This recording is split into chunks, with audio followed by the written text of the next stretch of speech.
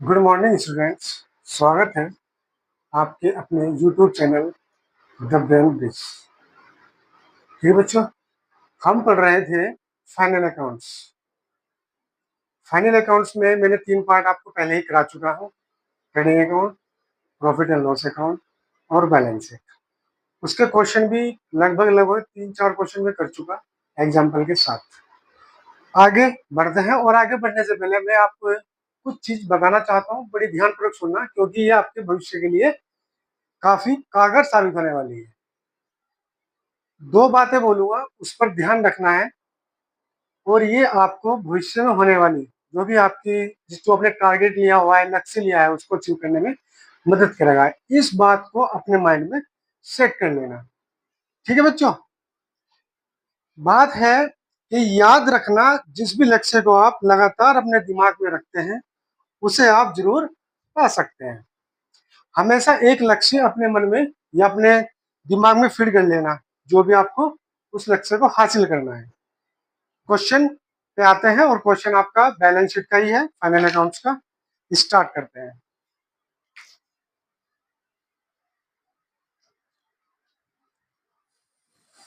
Final account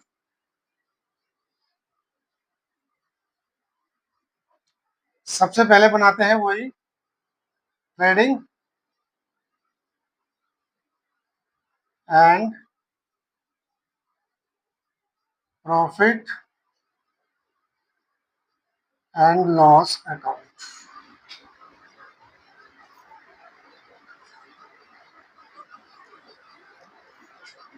समय for the year and, जिस भी साल का आप बना रहे हो वो साल उसमें लिखना पड़ेगा। 31 दिसंबर 1993, तो 31 दिसंबर 1993। यहां से इसका फॉर्मेट बना लेंगे।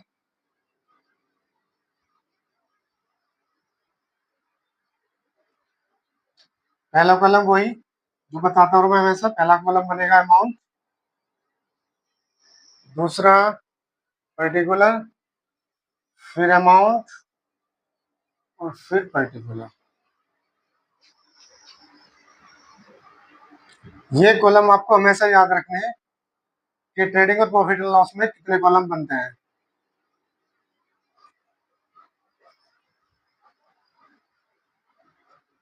सबसे पहला कॉलम वही बनेगा, पर्टिकुलर।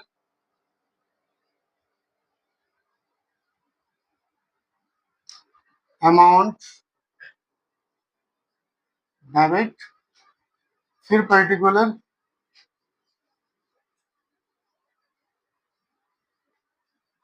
फिर अमाउंट, और ये अमाउंट बनेगा आपका क्रेडिट साइड।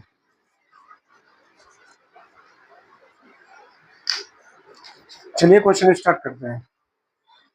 क्वेश्चन में दिया हुआ है सबसे पहले आपको कैपिटल। कैपिटल ट्रेडिंग अकाउंट में नहीं आएगी। उसके बाद दिया है हाउस होल्ड एक्सपेंसेस, वो इसमें आएंगे, प्रॉफिट एंड लॉस अकाउंट में जाएंगे। फिर दिया है सेल्स। सेल्स हमारी क्या है, इनकम है, तो बाय साइड में लिखोगे ट्रेडिंग अकाउंट के, बाय सेल्स। सेल्स हमारे पास में है 1,80,000, ये आ गए 1,80,000। अगर आपके पास में सेल्स रिटर्न है तो उसमें से घट जाएगी। रिटर्न इनवर्ड है 4,000 की, इसमें माइनस कर देंगे। रिटर्न इनवर्ड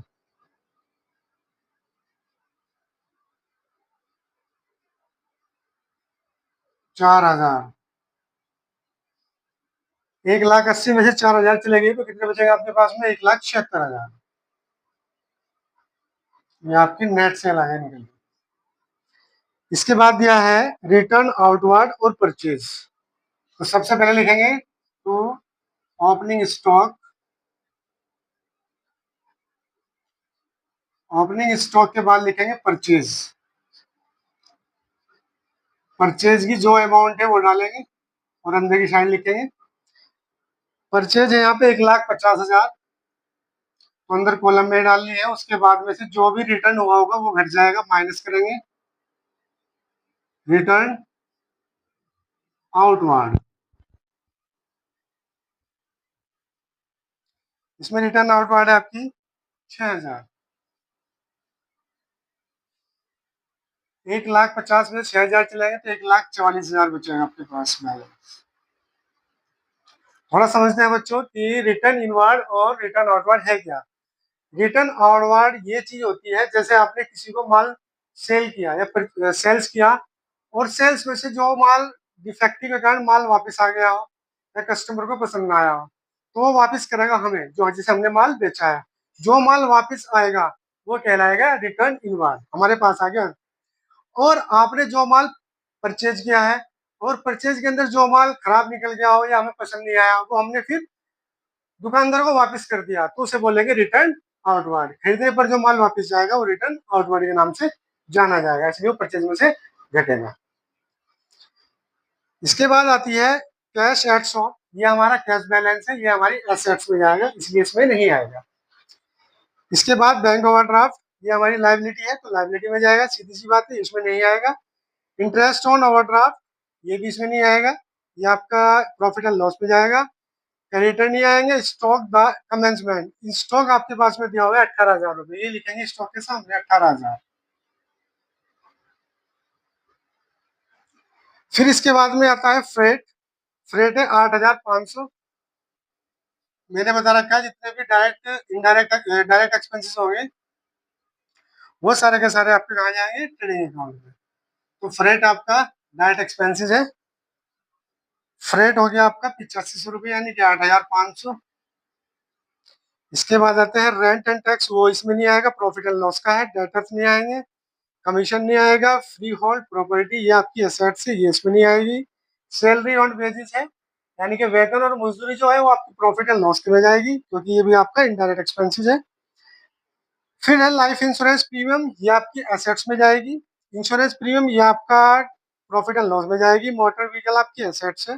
टाइपराइटर आपकी एसेट्स है। इंटरेस्ट ये आपकी खर्चा है। कैरिज इनवार्ड आया, तो कैरिज इनवार्ड यानी कि इनवार्ड का मतलब ये आपने ढुलाई दी है, और इनवार्ड का मतलब होता है आंतरिक।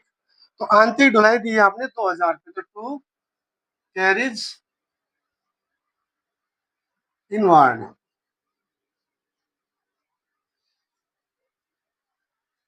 ये कैरिज इनवार्ड आपके पास आ गई 2,000, 2,000। इसके बाद क्वेश्चन में देखिए नीचे की तरफ, कैरिज आउटवर्ड ये नहीं आएगा क्योंकि आपकी सेल के बाद की खर्चा है, तो ये प्रॉफिट एंड लॉस में जाएगा। पावर है आपके पास में, शक्ति है, तो ये इसमें आएगी, तो पावर ट्रेडिंग अकाउंट में। और पावर की जो अमाउंट है वो 2,200 रुपये है।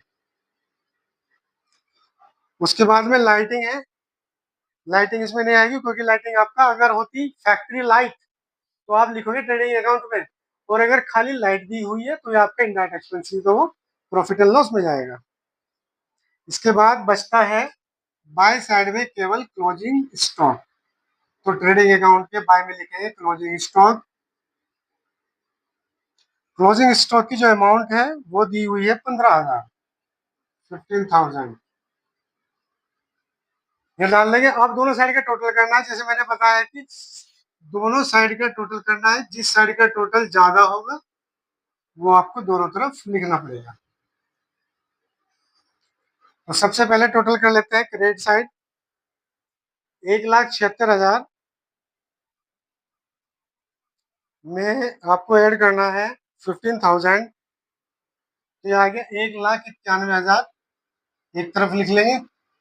इसी के बाद डेबिट साइड का टोटल कर लेते हैं। 18,000 ओपनिंग स्टॉक, 1,44,000 ये आपकी परचेज हो गई। फिर 8,500, फिर आपके पास में आया 2,000, और फिर 2,200 रुपये, टोटल हो गया 1,74,700। 1,74,700। बच्चों ये देखना है आपको, ये डेबिट साइड का टोटल है, ये क्रेडिट साइड का टोटल है, दोनों में कौन सा ज्यादा है, क्रेडिट साइड का। तो जो टोटल ज्यादा होगा तो दोनों साइड लिख देंगे, यानी कि 1,91,000 दोनों साइड आ जाएगा, डेबिट साइड और क्रेडिट साइड। अब क्रेडिट साइड में से हमें घटानी है डेबिट साइड यानी कि 1,74,700। तो हमारे पास में बैलेंस कितना बच के आएगा? 1,91,000 माइनस 1,74,700। तो बैलेंस बच के आ रहा है टू ग्रॉस प्रॉफिट।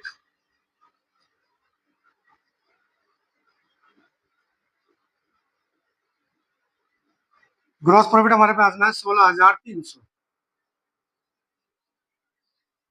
ये आपका ग्रॉस प्रॉफिट आ गया। और ग्रॉस प्रॉफिट के बाद अब नीचे बनेगा प्रॉफिट एंड लॉस अकाउंट, जिसमें क्या करना है, जो आपका ग्रॉस प्रॉफिट आया है वो प्रॉफिट एंड लॉस के अकाउंट में क्रेडिट साइड में ट्रांसफर हो जाएगा। इसे लिखेंगे बाय ग्रॉस प्रॉफिट। और ग्रॉस प्रॉफिट आया है 16,300। इसके बाद फिर क्वेश्चन पे आते हैं शुरू से, स्टार्टिंग से। प्रॉफिट एंड लॉस बनाना है तो प्रॉफिट एंड लॉस में कैपिटल नहीं आएगा, हाउस होल्ड नहीं आएंगे, सेल्स हो गया आपका, रिटर्न इनवार्ड, रिटर्न आउटवार्ड भी हो गया है, परचेज भी हो गया है, कैश एट शॉप ये आपकी एसेट्स हो गई, बैंक ओवरड्राफ्ट नहीं आएगा, इंटरेस्ट ऑन ओवरड्राफ्ट आएगा। तो यहाँ लिखेंगे to interest on overdraft. Interest on overdraft ये है आपका 1,500 रुपये। इसके बाद में आता है क्रेडिटर, वो इसमें नहीं आएंगे, स्टॉक नहीं आएगा, फ्रेट नहीं आएगा, रेंट एंड टैक्स आएगा। तो टू रेंट एंड टैक्स, इसकी वैल्यू है 7,000। फिर इसके बाद में आता है देनदार नहीं आएंगे, कमीशन है तो टू कमीशन। और कमीशन की जो अमाउंट लिखी हुई है वो 3,000 रुपये है डेबिट बैलेंस। और एक कमीशन की जो लिखा हुआ है क्रेडिट साइड में, क्रेडिट में लिखेंगे टू कमीशन। और इसका क्रेडिट बैलेंस दिया हुआ है 2,200 रुपये। कमीशन जो प्राप्त हुई है वो क्रेडिट साइड में आएगी, और जो कमीशन आपने दी है वो डेबिट साइड में आएगी, जो खर्चा हो गया। इसके बाद कमीशन के बाद फ्री होल्ड प्रॉपर्टी, वो इसमें नहीं आएगी। Salary and wages sundry expenses आएगा क्योंकि आपका विविध खर्चा है। तो to sundry expenses, sundry expenses की जो अमाउंट है वो 3,900 रुपये है, वो आएगा। इसके बाद टू सैलरी एंड वेजेस,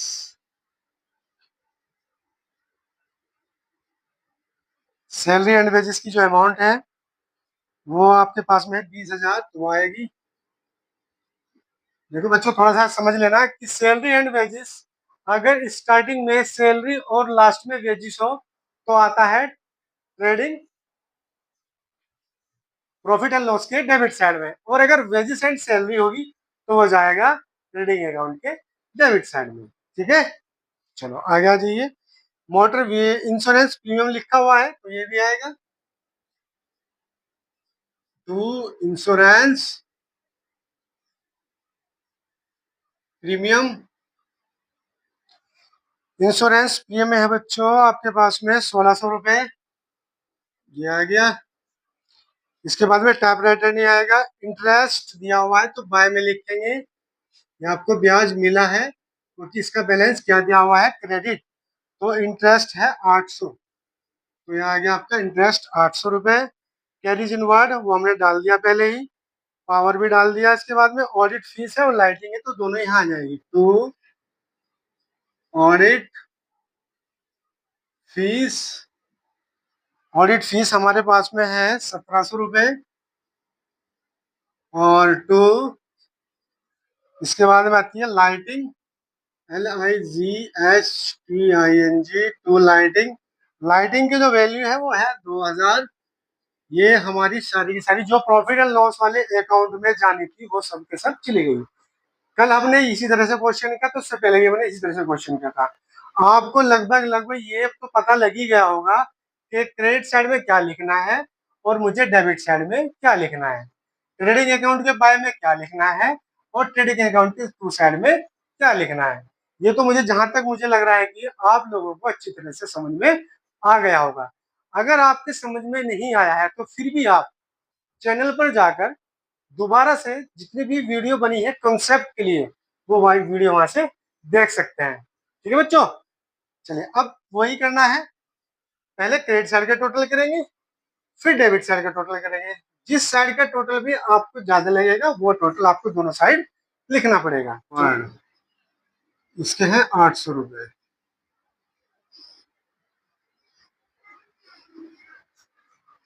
और टोटल बनेगा 50,700। 50,700 में प्लस करेंगे 800, 51,500 और 51,500 में से माइनस करेंगे 19,300। तो बैलेंस नेट लॉस आपका निकल के आएगा बाय 51,500 बाय नेट लॉस आया आपका 32,200। अब इस क्वेश्चन को बेटा उतार लीजिए जल्दी फटाफट, फिर बैलेंस शीट बनाते हैं इसके बाद।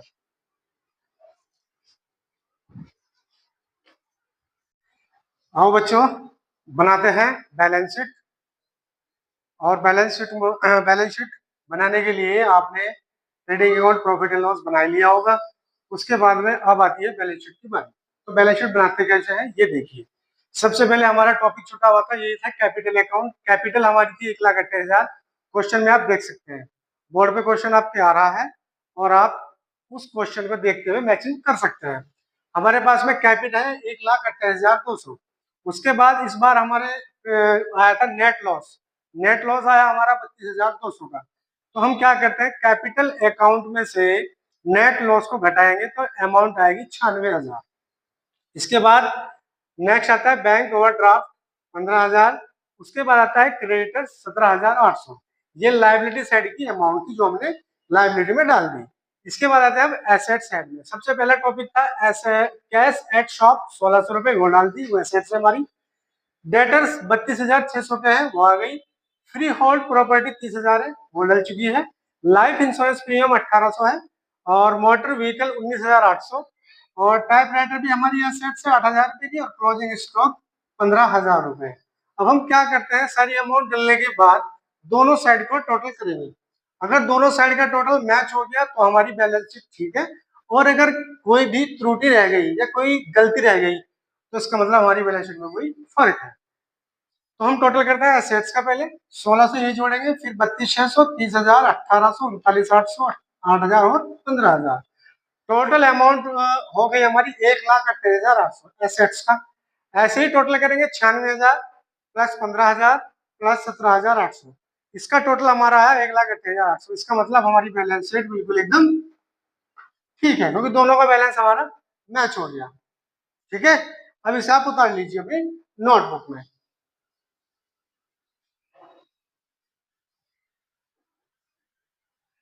ठीक है बच्चों, ये बैलेंस शीट थी, बैलेंस शीट भी बन गई। इसका trading and profit and loss account भी बन गया है। इसके बाद आपको मैं नया टॉपिक स्टार्ट करूंगा कल, जिसे बोलते हैं एडजस्टमेंट।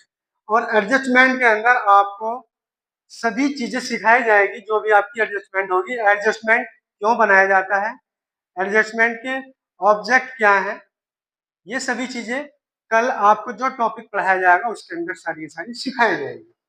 ठीक है, कल का टॉपिक बहुत ही मोस्ट इंपोर्टेंट है, इसीलिए क्लास को छोड़नी नहीं है। ठीक है बच्चों, आज के लिए इतना ही, बाकी कल नेक्स्ट मिलते हैं। Okay, best of luck.